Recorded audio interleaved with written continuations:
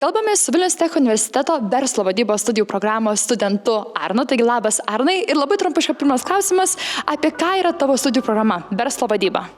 Verslo vadyba yra apie organizacijų valdymą ir kontrolę, nagrinėja, kaip yra kuriamas ir plėtojamas verslas, kokie yra valdymo metodai. Galbūt galėtum išskirti Arnai, galbūt netgi tokius sunkiausius, bet tuo pačiu ir įdomiausius studijų dalykus arba studijų modelius. Ar tokie yra? Jo, tai norėčiau išskirti galbūt 3. Pirmas būtų apskaita. Buvo vienas iš sudėtingiausių dalykų, bet labai perspektyvus ir ateičiai labai jo reikės. Tuomet žmogiškieji ištekliai. Buvo labai įdomu nagrinėti, kaip yra organizacijoje valdomos komandos, žmonių srautai ir taip pat vienas iš įdomiausių dalykų buvo inžinerijos pagrindai.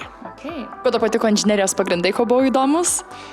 Buvo įdomu sužinoti, jeigu, pavyzdžiui, norėtum verslą pradėti, kaip reikėtų, kokius inžinierius samdyti skirtingoms sritims. Kokie yra įdomiausi praktiniai projektai, kuriuos įgyvendinat jūs studentai šioje studijų programoje?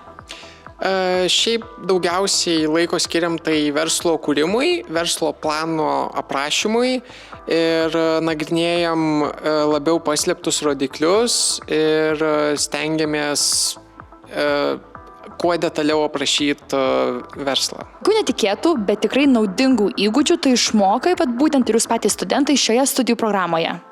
Šiaip galbūt šitas netikėta tokį pasakysiu, bet užduoti teisingus klausimus.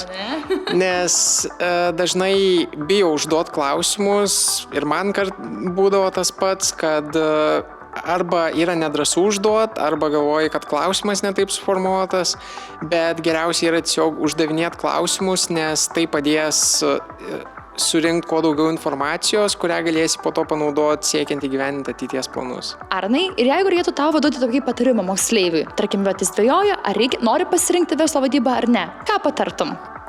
Šiaip patarčiau tiesiog susirasti studentą, kuris jau studijuoja verslo vadybą ir susiekti, nežinau, galbūt per socialinius tinklus ir užduoti kuo daugiau klausimų, galbūt iš tų sričių, kur neaišku, kyla abejonių ir tai padaryti būtinai ne su vienu studentu, parašyti bent jau 5 skirtingam, nes kiekvienas duos iš savo perspektyvos, savo požiūrio ir kadangi bus požiūrių visuma, galės susidaryti tą jau bendrą nuomonę.